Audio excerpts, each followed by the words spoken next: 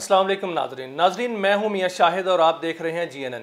नाजरीन, आज मैं आपके सामने एक बड़ी ख़बर लेके आया हूं और बड़ी खुशखबरी भी है और मौजूदा हालात का भी जायज़ा लेंगे। और इस हवाले से मैं आपको बताऊंगा कि बहुत बड़ी जो है वो खुशखबरी है पाकिस्तान में। और पाकिस्तान जो है वो गरीब मुल्क नहीं है, पाकिस्तान बड़ा अमीर मुल्क है, बहुत दौलत है पाकिस्तान के पास। वो कहाँ पे है, कहाँ पर अल्लाह ने वो ख़जाना रखा हुआ है, वो मैं आपको बताऊंगा। तो नाजरीन, पहले हम हालात का आजकल का जायज़ा लेते हैं कि पाकिस्तान की मौजूदा सूरत हाल क्या है। नाजरीन, पाकिस्तान को मार्ज़ वजूद में आए 75 साल हो चुके हैं। 75 सालों में हमने क्या किया। अब 2022 है। 1947 में वतन अज़ीज़ पाकिस्तान मार्ज़ वजूद में आया था और आज 2022 है। आज 2022 का अगर हम इन 75 सालों का जायज़ा लें तो हमने क्या खोया, क्या पाया। हमने पाया तो कुछ भी नहीं, तकरीबन हमने खोया ही खोया। हमने जो कर्ज़ों की दलदल में हम फंस गए। इसके अलावा मईशत का जो हाल है, इस वक्त 100% दिवालिया होने का ख़तरा जो है वो बढ़ चुका है और कारोबार बंद हैं, फैक्ट्रियां बंद हो रही हैं। लाखों जो मज़दूर हैं वो बेरोज़गार हो चुके हैं और लाखों होने वाले हैं। एलसीज बंद हैं। जो हमारे रॉ मटेरियल्स हैं, जिसमें हमारा जो मेडिसिन का शोबा है, वह उसमें रॉ मटेरियल्स जो हैं वो इंपोर्ट नहीं हो पा रहे और ज़र मुबादला के ज़खायर जो है वो कम से कम सतह पर पहुँच चुके हैं। 6.7 अरब डॉलर की सतह पर जो है पहुँच चुके हैं, जो कि पहले कभी 21-24 अरब डॉलर जो है हुआ करते थे। और आमदन का ये हाल है नाजरीन के, आमदन बहुत कम है, अखराजात बहुत ज़्यादा हैं।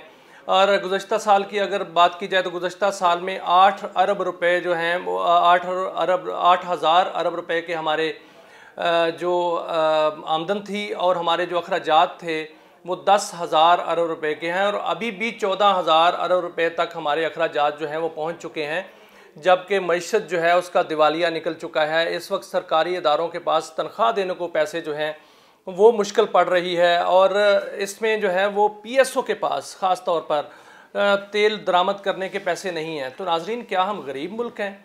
क्या कुदरत ने हमें गरीब जो है वो बनाया है? क्या कुदरत ने जो हमारे पास कोई वसाइल नहीं रखे?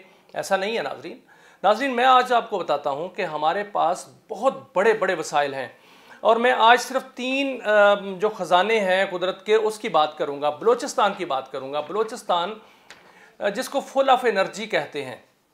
और इस हवाले से आज से 10 साल पहले अगर काम हो चुका होता या काम उस वक्त शुरू कर दिया गया होता इन धातों पर, इन ख़जानों को निकालने पर, तो पाकिस्तान आज ना सिर्फ अमीर होता बल्कि अमीर तरीन मुल्कों की फहरिस्त में शामिल होता। और पाकिस्तान के जो अवाम हैं वो बैरून मुल्क रोज़गार की तलाश में ना जाते, बैरून मुल्क मारे मारे ना फिरते, बल्कि बैरून मुल्क से लोग जो हैं वो पाकिस्तान में आके रोज़गार तलाश करते और यहाँ से जो है ज़र मुबादला कमा के अपने मुल्कों को खिलाते। लेकिन आज सूरत हाल ये है कि हमारा हाल जो है वो गरीब तरीन मुल्क जैसा हो चुका है और बेकारी हमें जो है वो कहा जाता है। खुदा न खास्ता अगर इससे भी ज़्यादा हालात जो है वो ख़राब हुए तो बहुत बुरी सूरत हाल होगी। बहरहाल आवाम के लिए और आप नाजरीन के लिए खुशखबरी ये है जो मैं लेके आया हूँ, वो ये है कि बलूचिस्तान में 3 बड़े जो है मादनियात पाई जाती हैं और वो उसके ज़खायर इतने बड़े ज़खायर हैं कि पाकिस्तान की इकॉनमी से 2 गुना ज़्यादा हैं उसकी ज़खायर की मालियत है। पाकिस्तान में नाजरीन जो अफ़गान बलूचिस्तान के पास अफ़गान, ईरान और अफ़गानिस्तान की जो सरहद है उसका 100 किलोमीटर की जो पट्टी है, वहाँ पर सोने के ज़खायर जो पाए जाते हैं वो जियोलॉजिकल डिपार्टमेंट के मुताबिक 5 करोड़ 20 लाख टन के हैं और तांबे के ज़खायर जो हैं वो 1 करोड़ 23 लाख टन के हैं। जो सोने के ज़खायर हैं उसकी जो टोटल मालियत बनती है वो 700 अरब डॉलर बनती है। इसको अगर आज के एक्सचेंज रेट के साथ जो है वो कंपेयर किया जाए, उसकी तनासब से देखा जाए तो 156,800 अरब रुपया इसकी मालियत बनती है। यानी पाकिस्तान की जो इकॉनमी है उसका जो हजम है वो है 78,000 अरब रुपया और 78,000 अरब के बजाय ये 156,800 अरब रुपए की सिर्फ सोने की मालियत जो है वो बलूचिस्तान में बनती है। और इसके अलावा अगर देखा जाए तो पाकिस्तान के जो कर्जे हैं इस वक्त वो 66,000 अरब रुपए हैं, जिस पर सूद की रकम जो है वो शामिल है। और पाकिस्तान का जो बजट है सालाना वो 9.4 ट्रिलियन है। अगर ये सिर्फ सोने के ज़खायर जो है वो निकाल लिए जाएँ, सोने के ज़खायर से फ़ायदा उठा लिया जाए, तो ना सिर्फ पाकिस्तान के तमाम कर्जे उतर सकते हैं, पाकिस्तान की इकॉनमी जो है उसका साइज़ 2 गुना हो सकता है, और हमारा जो बजट है उसको आप कई गुना इस्तेमाल कर लें फिर भी ख़त्म नहीं होगा, और पाकिस्तान अमीर तरीन मुल्कों की फहरिस्त में जो है वो शामिल हो जाएगा। ये तो एक धात है जिसको सोना कहते हैं।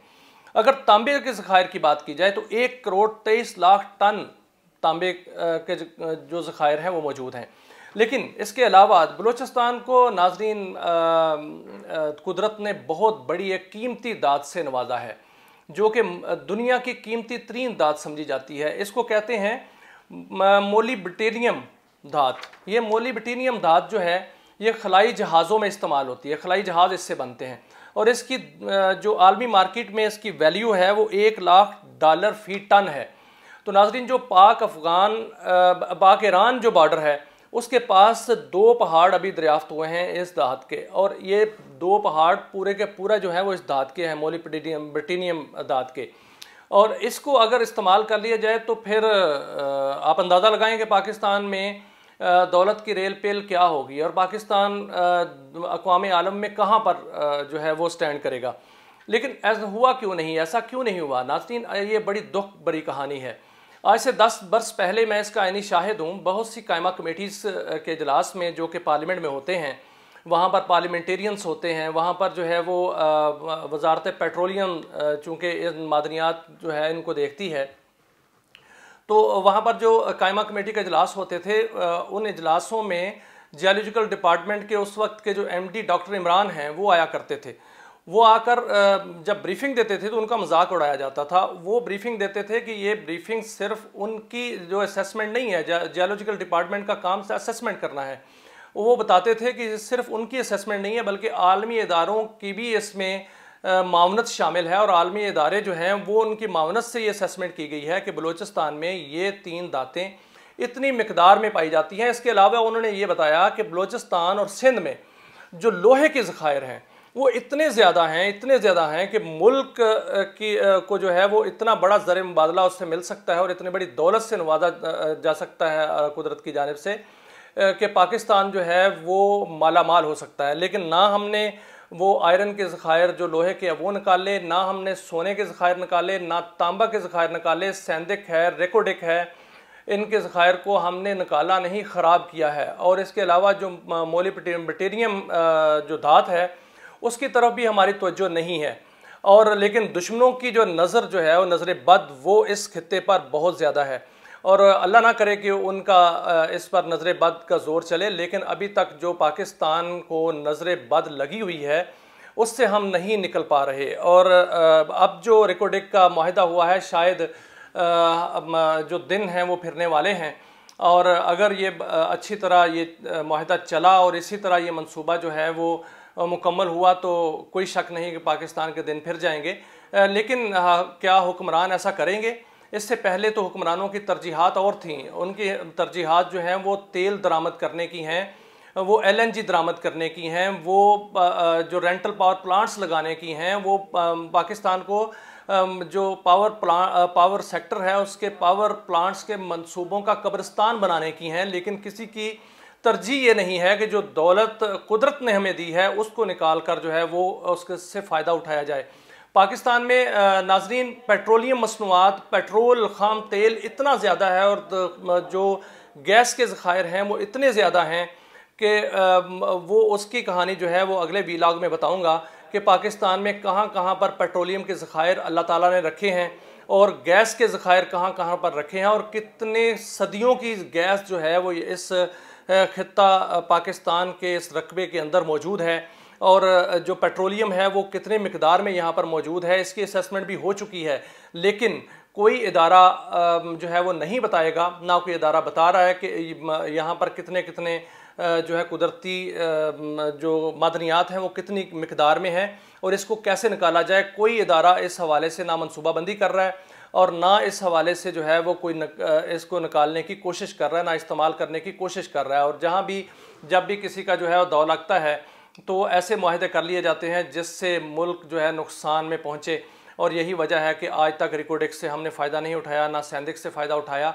और अल्लाह करे अब की जो क़यादत है, अस्करी क़यादत और दीगर जो पाकिस्तानी मुहिब वतन हुक्काम हैं, वो इस हवाले से तवज्जो दें और इन मदनियात से फ़ायदा उठाया जाए ताकि मुल्क जो है वो अमीर तरीन मुल्कों की फ़हरिस्त में शामिल हो सके और हमारे मसाइल ख़त्म हों और हमारी जो अगले आने वाली नस्लें हैं वो सफ़र ना करें जिस तरह 75 सालों में अब तक जो है वो एक नस्ल 2 नस्ल जो हैं वो सफ़र कर चुकी हैं, मुश्किलात झेल चुकी हैं, तीसरी नस्ल जो है मुश्किलात झेल रही है।